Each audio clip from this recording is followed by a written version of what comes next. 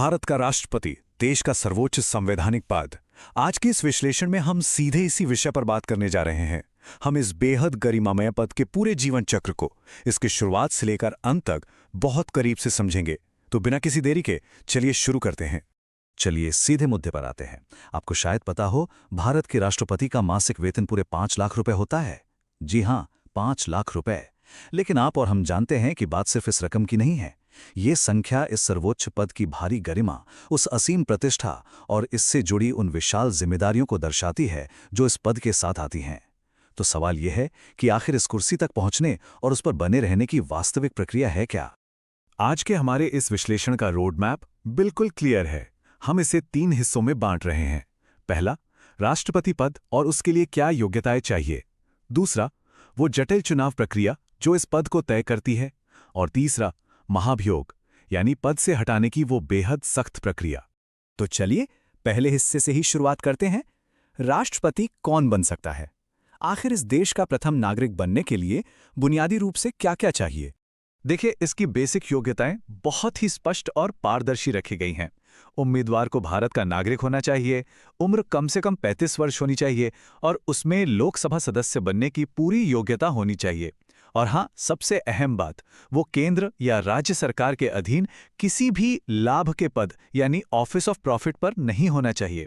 ये रूल इसलिए है ताकि उम्मीदवार का पूरी तरह से निष्पक्ष होना सुनिश्चित किया जा सके।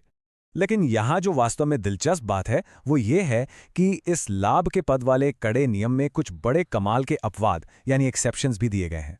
अगर कोई व्यक्ति इस समय राष्ट्रपति है या उपराष्ट्रपति है, किसी भी राज्य का राज्यपाल है या फिर केंद्र या किसी राज्य का मंत्री है, तो उन्हें लाभ के पद पर नहीं माना जाता।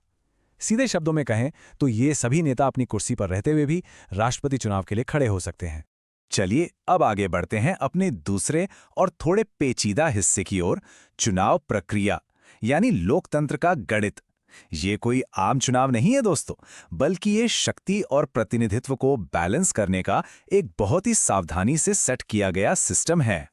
अब आप सोचेंगे कि राष्ट्रपति को वोट आखिर डालता कौन है? आम जनता तो सीधे वोट करती नहीं है। तो होता यह है कि संसद के दोनों सदनों, लोकसभा और राज्यसभा के निर्वाचित सदस्य और देश की सभी राज्य विधानसभाओं के निर्वाचित विधायक मिलकर एक निर्वाचक मंडल बनाते हैं और वोट डालते हैं। ये सुनिश्चित करता है कि राज्य और केंद्र दोनों के प्रतिनिधियों की इसमें बराबर आवाज हो। और एक बार चुने जाने के बाद कार्यकाल होता है पूरे 5 वर्ष का। अब यहां संविधान का अनुच्छेद 55 पिक्चर में आता है। इसमें काफी भारी भरकम सा टर्म है, आनुपातिक प्रतिनिधित्व प्रणाली के अनुसार एकल संक्रमणीय मत, जिसे अंग्रेजी में सिंगल ट्रांसफरेबल वोट कहते हैं। सुनने में काफी जटिल लगता है ना, लेकिन इसका मकसद बहुत ही लॉजिकल है। ये एक ऐसा फॉर्मूला है जो हर राज्य की जनसंख्या, विधायकों के वोट और राष्ट्रीय सांसदों के बीच एक बिल्कुल सटीक बैलेंस या समानुपात बनाकर रखता है। इस एकल संक्रमणीय मत के गणित को थोड़े आसान तरीके से समझते हैं। पहला स्टेप, अगर पहली बार में किसी को स्पष्ट बहुमत नहीं मिला तो वोटों का ट्रांसफर शुरू होता है। दूसरा स्टेप, जिस उम्मीदवार को सबसे कम वोट मिले हैं उसे रेस से बाहर कर दिया जाता है। और तीसरा स्टेप, उस बाहर हुए उम्मीदवार के वोट बाकी बचे उम्मीदवारों में तब तक बांटे जाते हैं जब तक कि किसी एक को फाइनल बहुमत नहीं मिल जाता। है ना कमाल का सिस्टम? पर मान लीजिए इस पूरी विशाल और जटिल चुनाव प्रक्रिया में कोई विवाद खड़ा हो जाए, तो क्या होगा? बहुत स्पष्ट है, ऐसी स्थिति में अंतिम और फाइनल निर्णय लेने का अधिकार केवल हमारे सुप्रीम कोर्ट यानी उच्चतम न्यायालय के पास है। यही चीज पूरी प्रक्रिया को निष्पक्ष और पारदर्शी बनाए रखती है। चलिए अब आगे बढ़ते हैं और देखते हैं कि ये पूरी कहानी अपने सबसे क्लाइमैक्स वाले हिस्से तक कैसे पहुंचती है। महाभियोग, एक सख्त प्रक्रिया। हमारा अनुच्छेद 61 इसी बात को डिफाइन करता है कि अगर नौबत आ ही जाए तो एक राष्ट्रपति को उनके पद से कैसे हटाया जा सकता है। यहाँ संविधान में एक बहुत ही चौंकाने वाला कॉन्ट्रास्ट है जिसे समझना जरूरी है। भारत में बाकी सभी अधिकारियों को सिर्फ पद से हटाया यानी रिमूव किया जाता है, जो कि एक कार्यपालिका की कार्यवाही है। लेकिन राष्ट्रपति के लिए, उनके लिए सिर्फ महाभियोग या इम्पीचमेंट शब्द का इस्तेमाल होता है। यह एक प्रॉपर विधायिका की कार्यवाही है जो केवल तभी हो सकती है जब संविधान का घोर उल्लंघन हुआ हो। और इस प्रक्रिया की शुरुआत भी कितनी सख्त है, जरा देखिए। मान लीजिए पहले दिन प्रस्ताव लाना है तो ऐसे ही नहीं ला सकते। इसके लिए सदन के कम से कम 1/4 सदस्यों का लिखित सपोर्ट चाहिए। सिर्फ इसे पेश करने के लिए। और उसके बाद प्रस्ताव पास करने से पूरे 14 दिन पहले राष्ट्रपति को एक स्पष्ट पूर्व नोटिस देना अनिवार्य है। मतलब इसमें रातों रात कुछ नहीं हो सकता। इसके बाद आता है हमारे लोकतंत्र का एक बहुत बड़ा सुरक्षा कवच। इस प्रस्ताव को पास होने के लिए उस सदन की कुल सदस्य संख्या का कम से कम 2/3 बहुमत चाहिए होता है। जरा सोचिए, कुल संख्या का 2/3, ये कोई आम बहुमत नहीं है। इतने सारे सांसदों का एक साथ आना ही ये साबित करता है कि ये कदम कितना गंभीर और ऐतिहासिक है। अब अगर ये प्रस्ताव पहले सदन से इतने भारी बहुमत से पास हो गया तो बात जाती है दूसरे सदन में।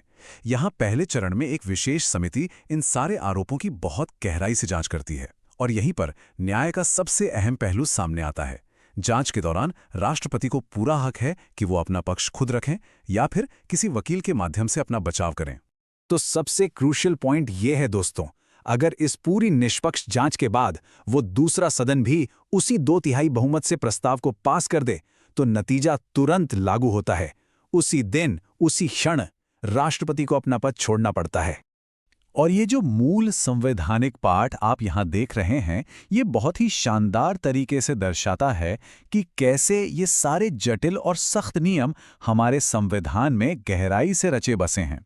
ये टेक्स्ट हमें याद दिलाता है कि इस देश में कोई भी व्यक्ति, यहां तक कि सर्वोच्च पद पर बैठा व्यक्ति भी विधि और संविधान से ऊपर नहीं है।